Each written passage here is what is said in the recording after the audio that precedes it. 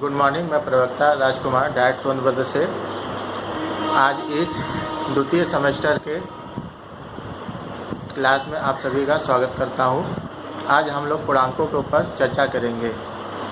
पूर्णांक क्या होता है इसके बारे में जानने के लिए हम एक खेल की गतिविधि की सहायता से पूर्णांकों को समझने का प्रयास करेंगे।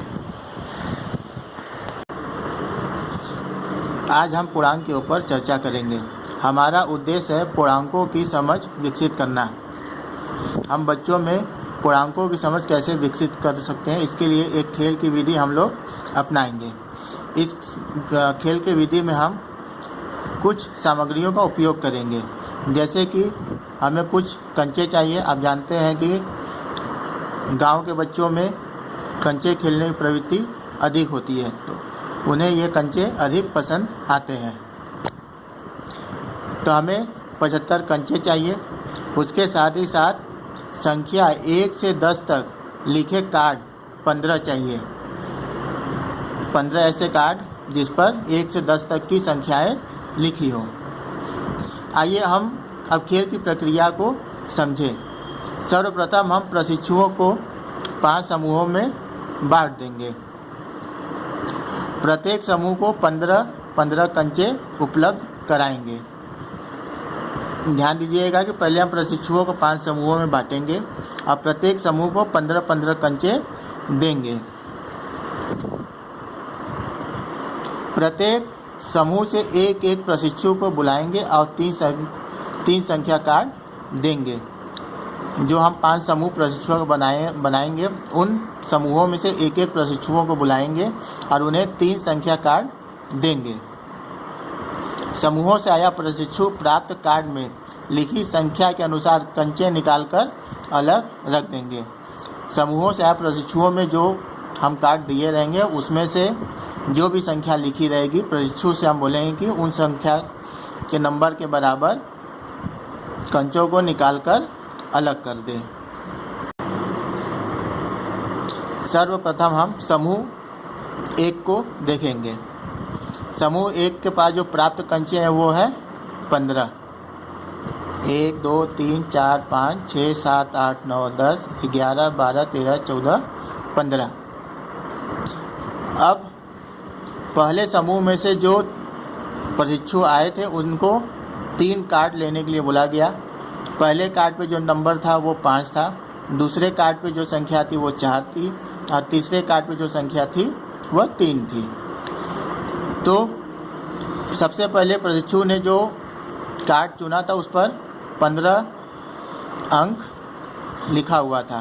तो प्रशिक्षु क्या करेगा कि जो उसे 15 कंचे मिले तो उसमें से 5 कंचों को अलग कर देगा। तो अब उसके बाद बचेंगे 10 कंचे। अब जो दूसरा कार्ड उसके पास था उस पर लिखा था 4 नंबर। तो अब बचे हुए 10 में से उसने 4 को कंचों को अलग कर दिया। अब उसके पास बचे 6 कंचे। तीसरा जो कार्ड उसने लिया था उस पर 3 अंक लिखा हुआ था। तो अब बचे हुए 6 में से उसने 3 कंचों को निकाल के अलग कर दिया। तो अब उसके पास बचे सिर्फ 3 कंचे। 15 में से सिर्फ 3, यानी कि 15 में से 12 को जब हम घटाएंगे तो 3 बचेगा। ये टोटल 15 और 5 4 और 3 मिलाकर 12।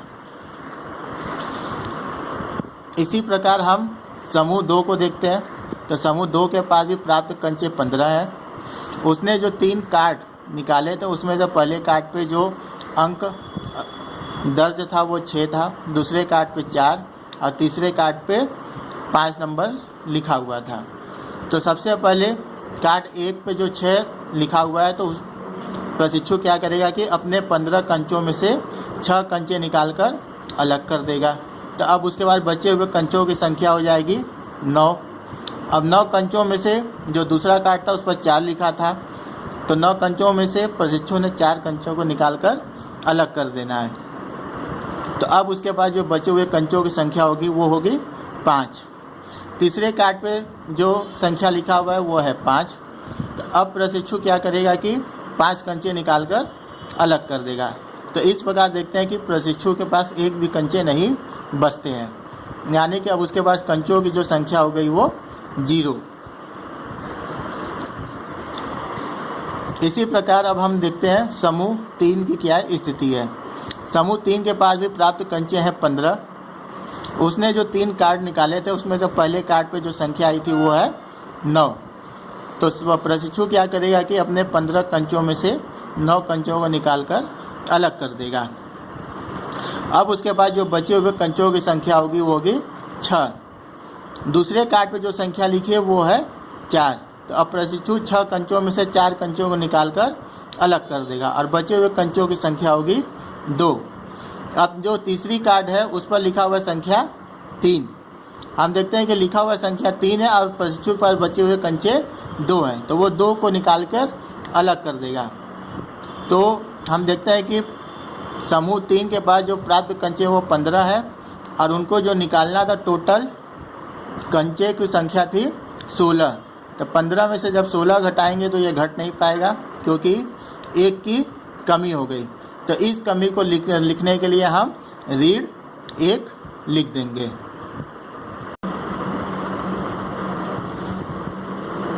अब हमारा जो चौथा समूह है उसके पास भी प्राप्त कंचे 15 है।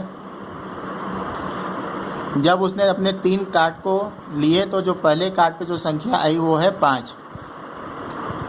तो प्रशिक्षु क्या करेगा कि अपने 15 कंचों में से 5 कंचे निकाल कर अलग कर देगा और उसके पास जो बची हुई कंचों की संख्या हो जाएगी 10। अब जो दूसरा कार्ड है उस पर लिखा हुआ संख्या 10 और उसके पास बचे हुए कंचे भी हैं 10। तो प्रशिक्षु क्या करेगा, इन 10 कंचों को निकाल कर अलग कर देगा। अब जो प्रशिक्षु ने कार्ड तीसरा निकाला था उस पर संख्या लिखी है 3, परंतु अब प्रशिक्षु के पास कोई भी कंचे शेष नहीं है। तो हम देखते हैं कि प्रशिक्षु के पास 3 कंचों की कमी हो गई है और इन 3 कंचों की कमी को लिखने के लिए हम लिखेंगे ऋण 3।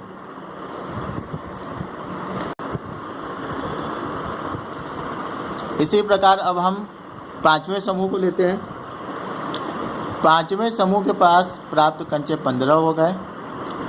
उस समूह से आए प्रशिक्षु ने जो 3 कार्ड लिए उन तीनों कार्ड पे संख्या 7, 4 और 2 लिखी हुई थी। पहले कार्ड पे जो संख्या 7 है उसके अनुसार हम 15 कंचों में से 7 कंचे निकाल देंगे। तो अब प्रशिक्षु के पास जो कंचों की संख्या बचेगी वो है 8। दूसरे कार्ड पे जो संख्या लिखी है वो है 4। अब इन 4 कंचों को भी प्रशिक्षु द्वारा हटा दिए जाएंगे तो अब बचे हुए कंचों की संख्या हो जाएगी 4। तीसरे कार्ड पे जो संख्या लिखी हुई वो है 2। जब इन 4 कंचों में से हम 2 कंचों को निकाल देंगे तो हमारे पास जो शेष कंचे बचेंगे वो उनकी संख्या होगी 2। तो इस प्रकार हम देखते हैं कि टोटल कंचों की संख्या 15 थी और निकाले गए कंचों की संख्या 13 थी। तो 15 में से हम जब 13 को घटाएंगे तो हमारे पास 2 कंचे शेष बचेंगे।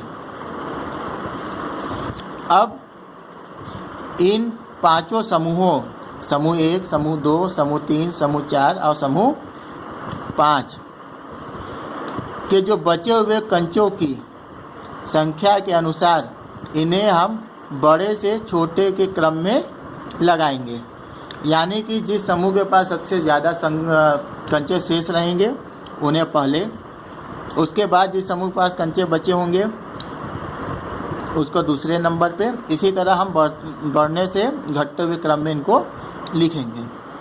तो सबसे ज़्यादा समूह ए के पास कंचे बचे थे जिनकी संख्या थी 3। उसके बाद नंबर आता है समूह 5 का जिसकी बची हुई संख्या थी कंचों की 2। उसके बाद समूह 2 आता है जिसके पास बचे हुए कंचों की संख्या थी 0। उसके बाद समूह 3 आता है जिसके पास बची हुई कंचों की संख्या थी ऋण 1। और लास्ट में आता है समूह 4 जिसके पास कंचों की बची हुई संख्या थी ऋण 3। यानी कि समूह 3 के पास 1 कंचे की कमी थी और समूह 4 के पास 3 कंचों की कमी थी। तो इस प्रकार हम समीकरण में देख सकते हैं कि यहाँ पर ऋणात्मक संख्याओं की आवश्यकता तब पड़ी जब हम ऐसी परिस्थितियों से सामना हुआ जहां कोई छोटी पूर्ण संख्या में से पड़ी।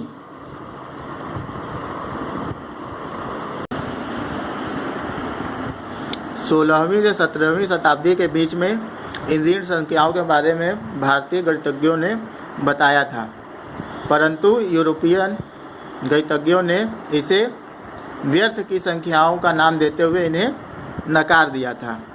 परंतु आज हम देखते हैं कि हमारे रोज के दिनचर्या में इन ऋणात्मक संख्याओं का कितना उपयोग है। जैसे कि हम अगर पूरब की ओर चलते हैं तो उसको धन से डिनोट करते हैं, और जब हम उल्टी दिशा में यानी कि पश्चिम दिशा की ओर चलते हैं तो उसे ऋण के चिन्ह से दर्शाते हैं। इसी प्रकार अगर हम सीढ़ी चढ़ते हैं तो उसे धनात्मक चिन्हों के द्वारा दर्शाया जाता है, और जब हम सीढ़ी नीचे उतरते हैं तब उसे हम ऋणात्मक संख्याओं के द्वारा दर्शाते हैं।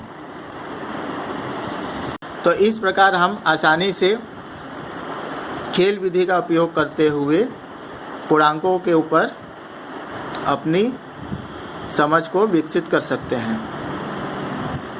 आज के क्लास में बस इतना ही। धन्यवाद।